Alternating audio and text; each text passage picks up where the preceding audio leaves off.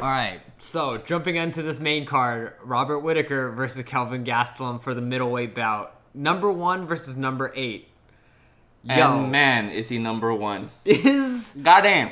I mean, if you watched the channel, if you watched our previous videos, you have to know that we are huge Robert There's Whittaker a Rob fans. bias, obviously.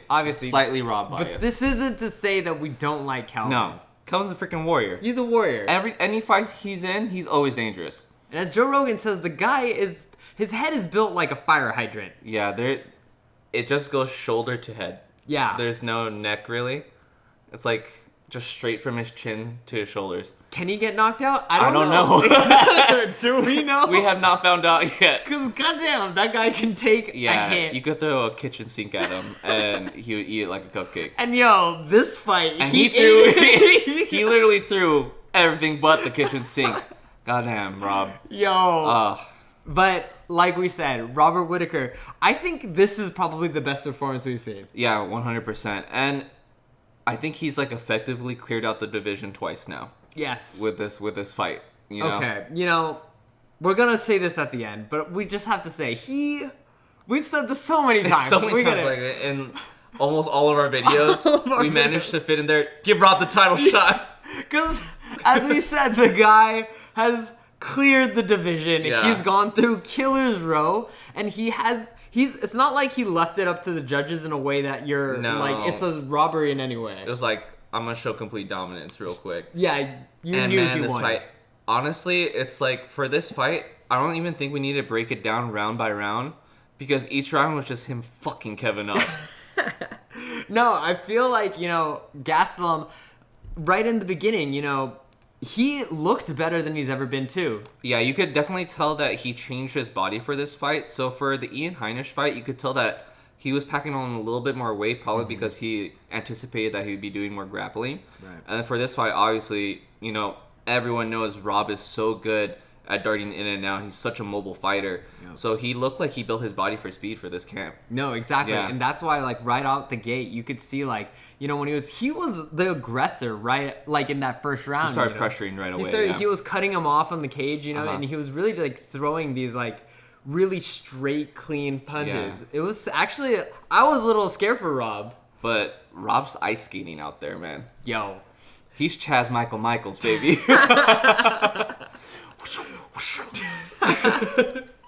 just carry him. But seriously, the Steel Lotus. So like the Iron Lotus. Iron Lotus. But Rob just, even though Kelvin was pressuring the entire time, every time Kelvin was in range to unload, all Rob would do was take a simple step back, and off of the step back, he would fire off a check hook. Mm-hmm. Off the step back, fire off a straight right hand. Off the step back, fire a power jab. He was landing his jab at will. And it was amazing. Yeah, seriously, like, his ability to fight, on his back foot is, I think it mirrors almost like Stipe, you know what I mean? Just the ability to, like, as he's going in, he's like a middleweight Stipe. Exactly, because he's able to land these really clean counters, and if Kelvin didn't have the chin that he has. Yeah, it was literally anybody else. He probably got knocked out. But he's like a middleweight Stipe, but, when Stipe's backing up, you could 100% sure assume he's going to throw a punch, right? Mm-hmm. Rob could throw anything off his back foot. He'll throw a kick. He'll freaking throw an uppercut. Yep. He'll throw a check hook. He's so diverse. It's crazy. This is where I think, we have to make the point. This is why we're not going to go round by round. Because honestly, the entire fight, Rob is just like, let me just throw a bunch of different shit at you. It's like Rob pressed pause on the game to look up his move or fight list. And he's like, I'm just going to use all of this. BB, up, down, every move right now I'm going to use. Dude, yeah. I mean, that was the beauty of this fight. It's like, if you want to see a variety of striking, Rob did it. He did all of it. And it was like a connecting, like the way that he connected his combos and the way that he mixed up the way that he struck. Like, he went into a side kick to a left hook. Yes. And he did that in the 4th round. Yeah. Never did it before. Yeah. He completely stopped Kelvin's advancement with that teep. Yeah. And then off of the teep, he just landed that left over his shoulder, and it landed so clean. And he never did it again. He did it once, and you're just like, oh, okay. And then just the sheer amount of head kicks he threw. I think he threw 15 or 16 head kicks.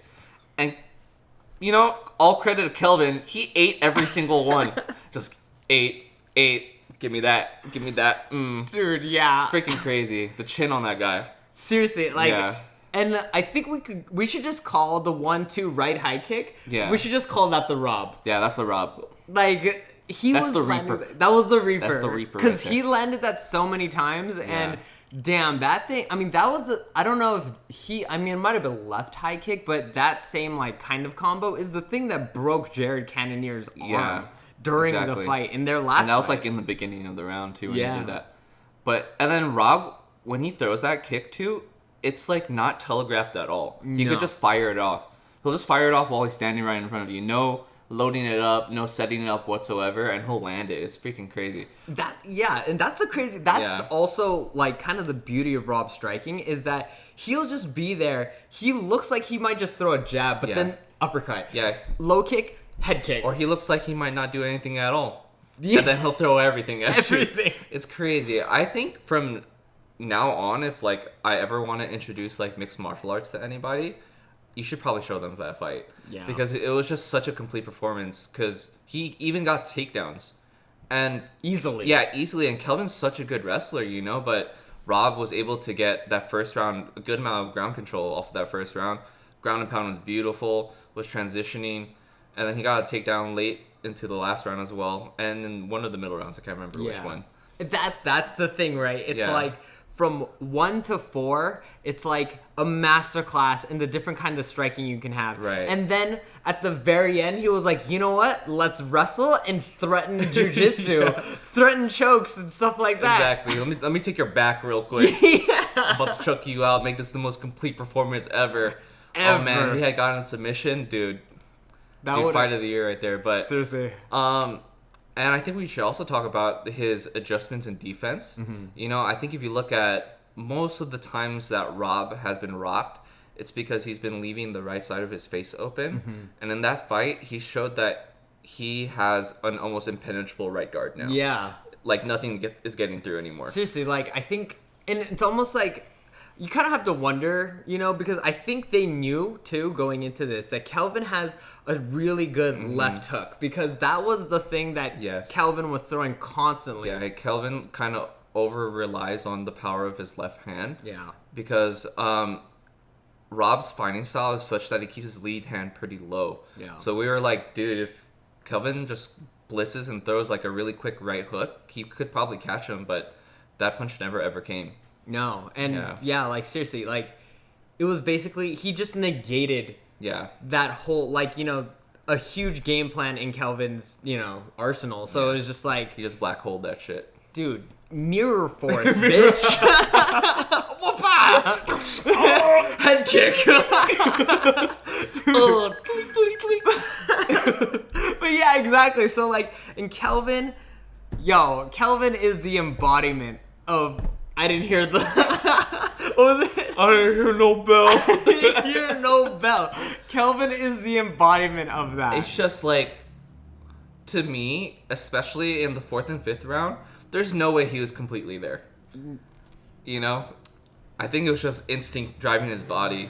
I don't know, but then, dude, he's still strong, though. Yeah. Yeah, like, he's still throwing bangers. Like, he's still throwing a rocket for a left hand after he's been concussed, like, multiple times. Yeah, it's crazy. But this fight also speaks to the amount of cardio they both had. Oh, the volume. The volume was so much. You would have thought they were bantamweights. Those are big ass boys, dude. Big boys. By 5th round, they were still. Rob was still hopping around. Like he looked. He's doing a little Skeeter Rabbit just all around the cage. Their cardio is insane. Yes, sir. Kelvin's too, because Kelvin that 5th round, he knew that he was losing. Yeah. He knew that he needed to like.